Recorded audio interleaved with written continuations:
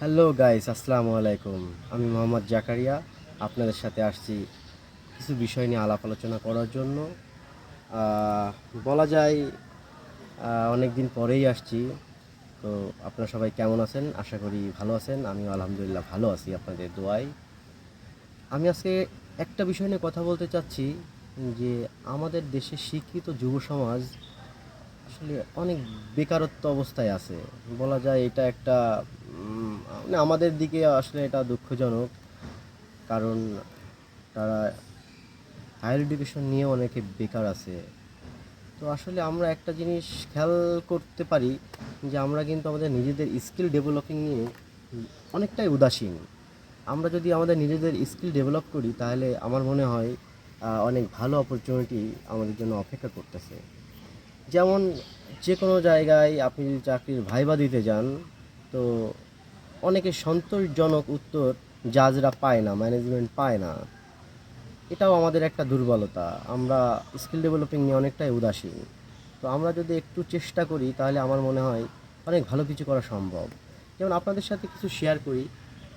আপনি যদি একটা প্রতিষ্ঠানে ভাইবা দিতে যান, তো অনেক সময় প্রশ্ন করে যে আপনার নিজের সম্পর্কে বলুন। তো আমরা অনেক সময় বলি আমি কোথা থেকে আসছি, আমার পিতার নাম কী, আমার মাতার নাম কী, আমি কোন ইউনিভার্সিটি থেকে পড়ছি। এইগুলা নিয়ে অনেক সময় প্রশ্ন করে বা সরি এই বিষয় নিয়ে মানে বলতে যাই আমরা।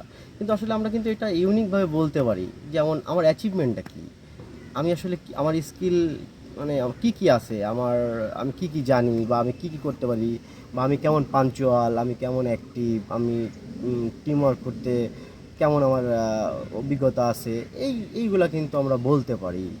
আর একটা বিষয়, আপনারা হয়তো জেনে থাকবেন, অনেক সময় কিন্তু তারা এই প্রশ্নটা করে ফেলে যে আপনার ফিউচার প্ল্যানটা কী। তো ফিউচার প্ল্যানটা এখন যেমন আমি স্যার আপনার সামনে বসে ভাইবা দিছি, আগামী 10 বছর পরে ইনশাআল্লাহ আমি আপনার পাশে থাকতে চাই। এইভাবে কিন্তু আমরা অনেক সুন্দর উত্তরটা দিতে পারি। আরেকটা প্রশ্ন করে, যেমন যদি কেউ অন্য কোম্পানিতে চাকরি করতো বা অন্য প্রতিষ্ঠানে চাকরি করতো, সেখান থেকে আরেকটা কোম্পানিতে ভাইবা দিতে আসছে, তো এইখানে কিন্তু অনেক সময় প্রশ্ন করে যে আগের কোম্পানি কেন ছাড়তেছেন। তো অনেকেই নেগেটিভলি কথা বলে, যেমন আগের কোম্পানির বস ভালো ছিল না, স্যালারি ঠিকমতো দিত না, বা ম্যানেজমেন্টে সমস্যা ছিল, ব্লা ব্লা অনেক কিছু বলতে পারে। নেগেটিভলি আসলে একদমই বলা উচিত না। কারণ আপনি যেখানে কাজ করছেন অবশ্যই কিছু না কিছু শিখছেন। এই জন্য আমরা এখানে অনেক সুন্দর একটা উত্তর দিতে পারি যে স্যার, আমি যেখানে ছিলাম অনেক ভালো ছিলাম স্যার। আমি খুব তাদের সবার সাথে অনেক আন্তরিকতার সাথে কাজ করছি, আমি অনেক কিছু শিখছি এবং আমি তাদের প্রতি কৃতজ্ঞ। বাট স্যার, প্রতিটা মানুষের একটি গোল থাকে, একটা লক্ষ্য উদ্দেশ্য থাকে। তো স্যার, আমারও একটা উদ্দেশ্য আছে।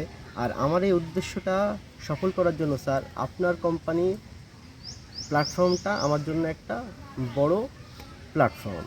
এই জন্য স্যার আমি আপনাদের এখানে বা আপনাদের ফ্যামিলি মেম্বার হইতে চাই। তারপরে আসলে একটা প্রশ্ন তো অবশ্যই করে, যেটা না বললেই নয়, সেই বিষয়টা বলে যে আপনার এক্সপেক্টেড স্যালারি কত, বা আপনি কত বেতন চান। তো আপনারা তো জেনে থাকবেন প্রতিটা কোম্পানিতে একটা করে স্কেল আছে, স্যালারি স্কেল। সেটা 20 থেকে 25 হাজার হতে পারে, 30 থেকে 40 হাজার হতে পারে। তো আপনার এর নিচেও দিতে পারবে না, এর উপরেও দিবে না। এই জন্য আসলে আমরা এইভাবে বলতে পারি, স্যার আমার ভাইবা যদি আপনার পছন্দ হয়, বা আমার অ্যাক্টিভিটিসগুলো যদি আপনার পছন্দ হয়, দেন স্যার এই কোম্পানির ছোট সদস্য হিসেবে আপনারা যেটা নির্ধারণ করবেন স্যার, আমি আপনাদের উপর ছেড়ে দিলাম। এটা কিন্তু অনেক সুন্দর একটা উত্তর হয়। আবার অনেক সময় জিজ্ঞাসা করে যে আপনাকে অমুক জায়গাটায় দিলে আপনি কি করতে পারবেন। আসলে কি করতে পারবো এটা সরাসরি ওইভাবে বলা যায় না। তার কাছে বলতে হবে আমার সেটা আগে আমি ভিজিট করব, দেন ওই বিষয়টা নিয়ে আমি জানবো এবং আমার সর্বোচ্চ দিয়ে চেষ্টা করব স্যার আপনার ভালো ফিডব্যাক দিতে, এবং আউটস্ট্যান্ডিং ফিডব্যাক দেওয়ার জন্য আমি চেষ্টা করব। অনেক সময় আবার এটাও বলে যে ভালো স্যালারি পাইলে আপনি তো আবার অন্য জায়গায় চলে যাবেন। এই ধরনের প্রশ্ন করে। তবে এটা আপনি এইভাবে উত্তর দিতে পারেন যে স্যার আমার লক্ষ্য উদ্দেশ্য পূরণ করার জন্য আপনার company as a big platform, আমার মনে হয় না স্যার আমার অন্য কোনো জায়গায় সুইচ করার প্রয়োজন হবে। এই আর কি। এইভাবে বিভিন্ন সুন্দর সুন্দর অ্যান্সার কিন্তু আমরা দিতে পারি।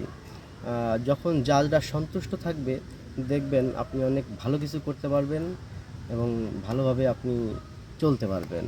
এই জন্য সবসময় আমরা একটু পজিটিভলি কথা বলবো এবং হাস্যোজ্জ্বল থাকবো। এবং আরেকটা বিষয় হচ্ছে, যদি আপনি কোনো উত্তর না জানেন, তাহলে এটা অবশ্যই ভুল উত্তর দিবেন না কখনোই। না জানাটা কিন্তু আসলে অপরাধ না। আপনি যে সব কিছুই জানবেন এমনটাও কিন্তু না। এই জন্য যদি কোনো বিষয়ে প্রশ্ন করে, সেটা যদি আমার বা আপনার না জানা থাকে, সেই ক্ষেত্রে আপনি বলতে পারেন, স্যার এই বিষয়টা আমার জানা নেই, আমি জেনে নেব অবশ্যই স্যার। এইভাবে আমরা সুন্দর ইয়াটা দিতে পারি স্যার। উত্তরটা আমরা এইভাবে দিতে পারি।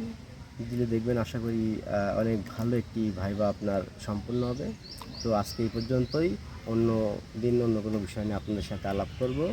আসসালামু আলাইকুম। সকলের সুস্বাস্থ্য কামনা করতেছি। আল্লাহ হাফেজ।